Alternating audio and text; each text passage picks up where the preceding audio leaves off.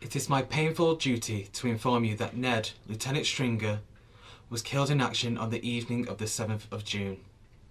On that same day, our company was ordered to charge the enemy and clear them out of the trenches into the front of the firing line.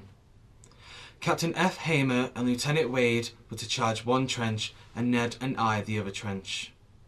I gave the signal for the advance shortly after 7:30, and with a mighty cheer our boys advanced. Immediately the enemy opened a terrific rifle and maximum fire. Ned and I succeeded in reaching the trench. Unfortunately, Hamer and Wade were subjected to crossfire. Captain Hamer fell before he reached the trench. Wade succeeded in capturing the trench and held it until 2 o'clock in the morning.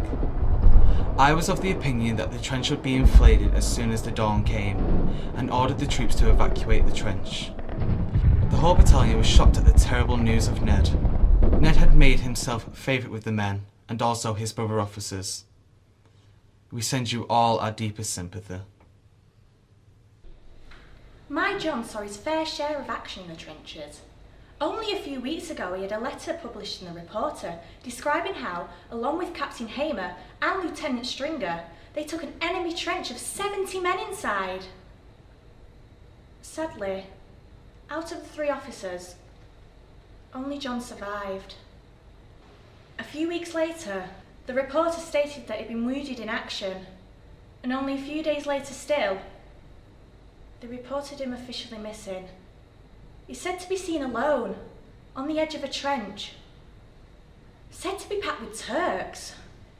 Without a moment's hesitation, he leapt down amongst them, fighting with great courage. No one seems to know what happened after that.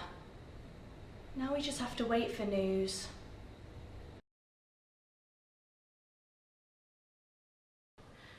They brought me a letter to say that he was gone. Frederick Vernon Knott, my son. He enlisted in the Army Cyclist Corps in September 1914. His job was to carry messages along the front. It stopped him from having to go over the top and kept him safe for 18 months. Then in March 1916, a shell landed and exploded right next to him. He was only 22, with his whole life ahead of him. His brother, Leonard Sandon Knott, had joined up with him at the same time. He worked as a stretcher bearer in the Somme. Leonard was the younger of the two, so when he died in 1917, he was also 22 years old. What are the chances of that? Losing both my boys at 22. A letter from the chaplain said that he was attending a wounded man when the shell struck and killed him instantly. Nothing can prepare a mother for 2 letters like those.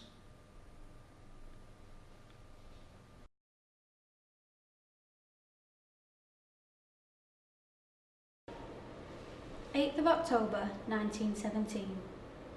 Early in the morning, the battle stores were issued to the battalion. The battalion moved off from the bivouacs and marched single file up to the reverse slopes of the Friesenberg Ridge, where they halted and remained until dusk. The area occupied by the battalion was heavily shelled, at intervals by 15-inch shell, and about 50 casualties were inflicted. The battalion, in single file, moved off at dusk. Rain fell heavily, and the conditions were extremely trying during the whole of this march. The mud was almost impassable to troops carrying the full weight of the battle equipment. Many of them sank into the mud and had to be dug back out again. The march of the assembly position consequently occupied a much longer time than was anticipated. The head of the column reached the assembly tape at about 2 a.m, but the whole battalion had not arrived until 4 a.m. on the night. My lad, Noel, he was a teacher by the age of 19, teaching at the local elementary school. After a few years, he left to found a coal merchant at Park Parade Station in Ashton, and he worked there till the war broke out. When he signed up to fight, he became the camp correspondent of the Reporter. His news reports of the life in the trenches in Turkey were always read with great interest by the people of Ashton. Everyone wanted to see if their sons and brothers were mentioned. According to his fellow soldiers, Noel was one of the most popular non-commissioned officers. Officially, Noel is only missing in action, but I know, in my heart now, that he won't be coming back. My brother Edward lived with me, our father Tom and mother Annie at 6 Stamford Square in Ashton. Before either of us were born, our father set up this printing business and Edward worked with him, helping him run the place. I was still at school when Edward signed up, like a lot of the young men who went out to fight. He was only very young, and only 22 when he died. Ashton is such a strange place, with so many of the men away at war. The women are taking over the men's jobs and even starting to drink in local pubs, like men. It gives us the chance to show what we can do. I wonder what will happen once the boys are at home. I don't think a lot of them will like being replaced by women who can prove that we are just as capable working in factories as they are. I hope it doesn't go back to the way it used to be before. I like it this way. I'm getting to try my hand at the printing presses with Father. It's so exciting. Maybe one day all the women will be working just the same as the men. Who knows?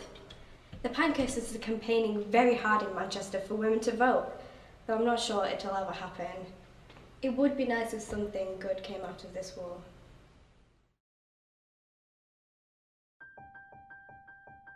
When we are gone, who will remember us? What will we be remembered for? We like to think we remember the heroes, those who made a difference.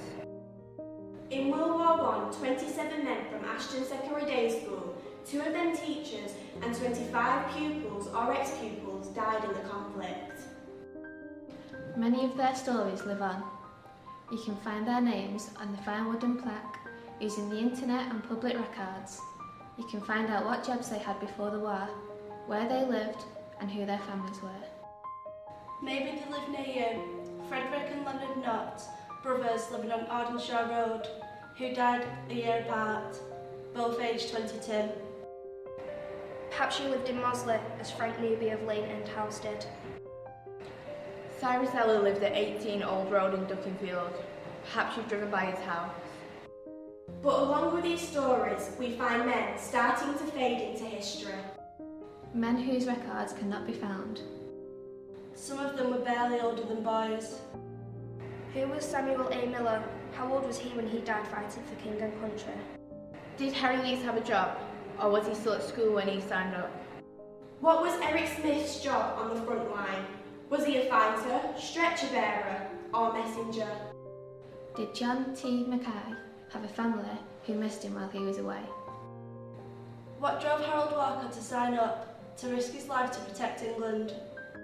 Our names live on as long as there are those around who remember us. We honour the fallen heroes of Ashton and Tameside so that although their stories may be gone, their names will never be forgotten.